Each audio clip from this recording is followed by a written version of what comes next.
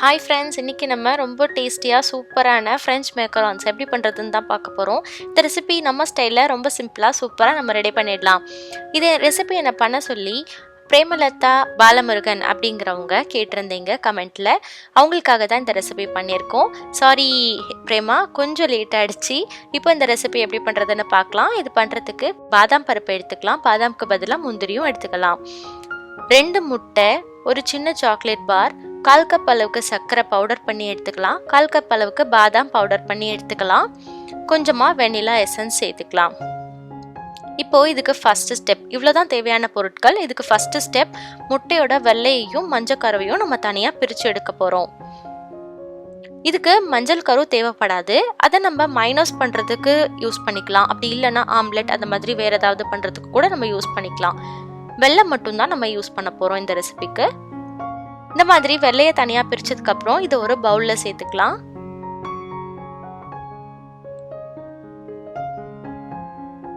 இப்போ ஒரு electric Peter வச்சுட்டு இந்த முட்டையோட வெள்ளையை மட்டும் நல்லா நம்ம பீட் பண்ணணும்.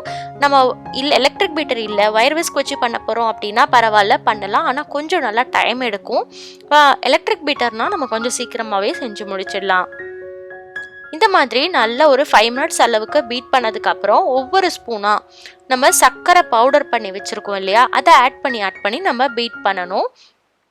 இன்றைக்கி நான் கோல்டன் சர்க்கரையை பவுடர் பண்ணி எடுத்ததுனால கொஞ்சம் கலர் வேறு மாதிரி இருக்குது. வெள்ளை சர்க்கரையை பவுடர் பண்ணி எடுத்தோம்னா நல்லா ஒயிட்டாக கிடைக்கும். மேக்கரான்ஸும் நம்மளுக்கு ஒயிட்டாக கிடைக்கும். இப்போ இது மாதிரி ஒரு ஸ்பூனாக நம்ம சர்க்கரையை ஆட் பண்ணி பீட் பண்ணிகிட்டே இருக்கணும். நல்லா பீக் வர்ற வரைக்கும் பீட் பண்ணணும். பாருங்க, ஆல்மோஸ்ட் நல்ல பீக் வந்துருச்சு.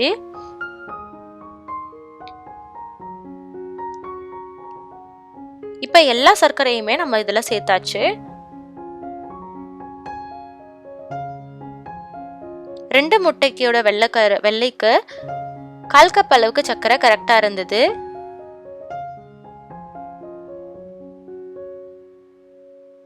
கிராமில் சொல்லணும்னா ஒரு 100 கிராம் அளவுக்கு சர்க்கரை பவுடர் வந்து கரெக்டாக இருக்கும். பாருங்க, இப்போ நல்ல பீக் வந்துருச்சு. இதை ஒரு ஸ்பூனில் எடுத்து தலைகீழ கவுத்து பார்த்தோம் அப்படின்னாவே நம்மளுக்கு கீழே விழாது. ஸோ அந்த அளவுக்கு நல்ல ஃப்ளஃபியாக ஆகிடுச்சு. இதில் கொஞ்சம் கொஞ்சமாக நம்ம பாதாம் பவுடரை ஆட் பண்ணி நம்ம மிக்ஸ் பண்ணிக்கலாம். ரொம்ப ஜென்டிலாக லைட்டாக தான் மிக்ஸ் பண்ணணும். நல்லா நம்ம வேகமாலாம் ரொம்ப அடித்து அந்த மாதிரிலாம் நம்ம பீட் பண்ணக்கூடாது. இந்த பாதாம் பவுடருக்கு பதிலாக முந்திரியை வறுத்துட்டு நல்லா பவுடர் பண்ணி அதை கூட ஒரு 100 கிராம் பவுடர் நம்ம இதில் ஆட் பண்ணிக்கலாம். இப்போ இது நல்லா கெட்டியா இருக்கு பாருங்க. இதை நம்ம ஒரு பைப்பிங் பேக்ல ஆட் பண்ணிக்கலாம்.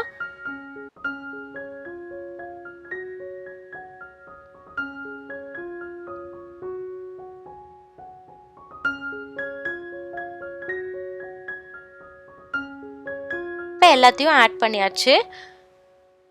ஒரு பேக்கிங் ட்ரே எடுத்துக்கலாம். அதில் பட்டர் பேப்பர் வச்சுட்டு அதில் நம்ம கொஞ்சம் கொஞ்சமாக இதை நம்ம பைப்பிங் பண்ண போகிறோம். இந்த மாதிரி ஷேப்பில் பண்ணணும். நம்ம தட்டையாக பைப்பிங் பண்ணிட்டோம் அப்படின்னா அது வந்து இன்னுமே வேகும்போது தட்டையாயிடும். அதுக்கப்புறம் நம்மளுக்கு அந்த அளவுக்கு மேக்கரான்ஸ் ஒரு நல்ல அந்த இதுவாக சூப்பராக கிடைக்காது.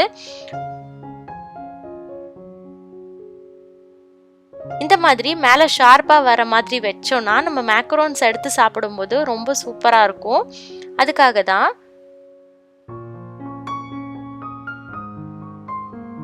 இப்போ இது மேலே ஸ்ப்ரிங்கிள் பண்ணுறதுக்காக கொஞ்சமாக பாதாம் எடுத்து பொடி பொடியாக நறுக்கி எடுத்துக்கிறோம். இதுக்கு பதிலாக முந்திரி பவுடர் சேர்த்திங்க அப்படின்னா நீங்கள் முந்திரியையுமே பவுடர் இந்த மாதிரி பொடி பொடியாக நறுக்கி எடுத்துக்கலாம். இல்லை துருவுற கட்டையில் வச்சுட்டு நம்ம துருவி கூட எடுத்துக்கலாம். இப்போ மேலே ஃபுல்லுமே நம்ம இந்த மாதிரி ஸ்ப்ரிங்கிள் பண்ணி விட்டுக்கலாம்.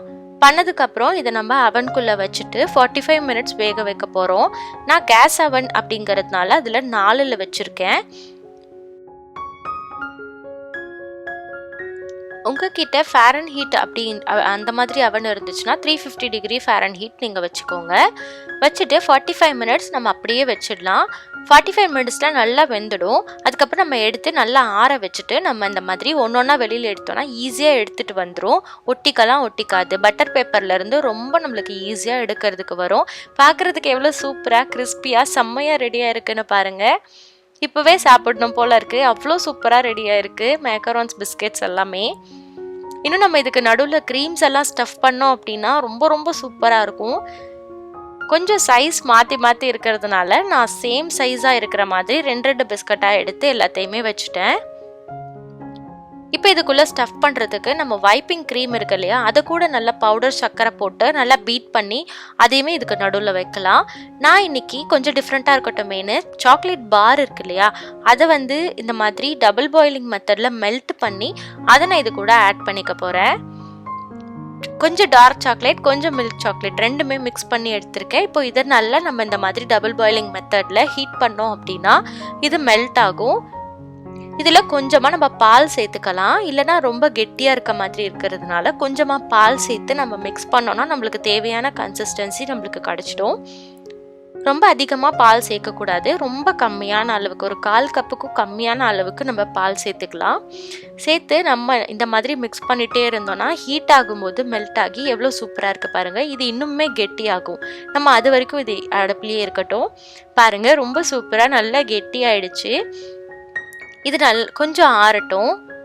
ரொம்ப ஆறிட வேண்டாம். கொஞ்சம் சூடு மீடியமான சூடு இருக்கும்போதே நம்ம பிஸ்கெட்டுக்கு இடையில வச்சுட்டு நம்ம இதை ஆற வச்சுட்டோம் அப்படின்னா நம்மளுக்கு பிஸ்கெட்டோட நல்லா அப்படியே ஸ்டிக்கியாக நல்லா கெட்டியாயிடும். இன்னும் ஃப்ரிட்ஜில் வச்சோன்னா இன்னும் ரொம்ப கெட்டியாயிடும் இந்த சாக்லேட்ஸ். இப்போ இதை பைப்பிங் பேக்கில் மீடியம் ஹாட்டில் இருக்கும்போது நம்ம பைப்பிங் பேக்கில் போட்டுட்டு இந்த மாதிரி ஃபுல்லுமே நம்ம இடையில வச்சுக்கலாம்.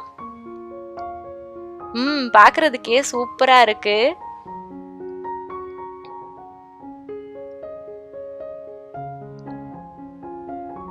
நான் ஒரு பக்கம் மட்டும் வைக்கிறேன். ஒரு பக்கம் வெறும் பிஸ்கட் தான் க்ளோஸ் பண்ண போகிறேன். இல்லை நம்ம 2 பக்கமுமே வச்சோம் அப்படின்னா நல்ல ஹைட் கிடைக்கும். மேக்கரான்ஸ் பார்க்குறதுக்கு இடையில க்ரீம் வெளியில் தெரியும். அந்தளவுக்கு நல்ல ஹைட்டாக தான் இருக்கும். ஸோ 2 பக்கமும் வச்சு கூட நம்ம பண்ணலாம். பட் ரொம்ப சாக்லேட்டியாக இருக்கும் அப்படிங்கிறதுனால கொஞ்சம் சாக்லேட்ஸ் போதும் அப்படிங்கிறதுனால நான் ஒரு பக்கம் மட்டும் சாக்லேட் வச்சு இன்றைக்கி ரெடி பண்ணுறேன்.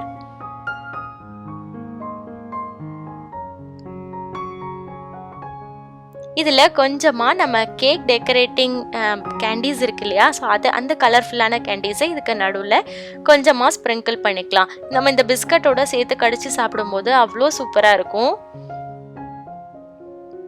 இப்போ நம்ம இதை க்ளோஸ் பண்ணிக்கலாம்.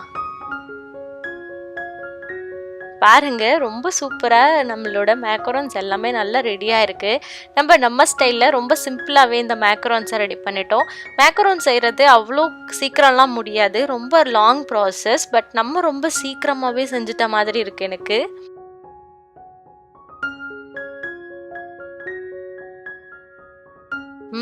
பார்க்குறதுக்கு நம்ம மேக்கரான்ஸ் எல்லாமே செம்மையாக ரெடியாக இருக்குது. பார்க்கும்போதே சாப்பிட்றதுக்கு அவ்வளோ ஆசையாக இருக்குது. இதில் நம்ம பாதாம் எல்லாம் மேலே லைட்டாக ஆட் பண்ணதுனால சாப்பிட்றதுக்கு இன்னும் ரொம்ப சூப்பராக இருக்கும். அந்த பாதாமோட டேஸ்ட்டோட நம்மளோட மேக்கரான்ஸ் எல்லாம் ரெடி. இந்த ரெசிபி உங்களுக்கு பிடிச்சிருந்தா லைக் பண்ணுங்கள், ஷேர் பண்ணுங்கள், கமெண்ட் பண்ணுங்கள், மறக்காமல் சப்ஸ்கிரைப் பண்ணுங்கள். தேங்க்யூ. பாய் பாய்.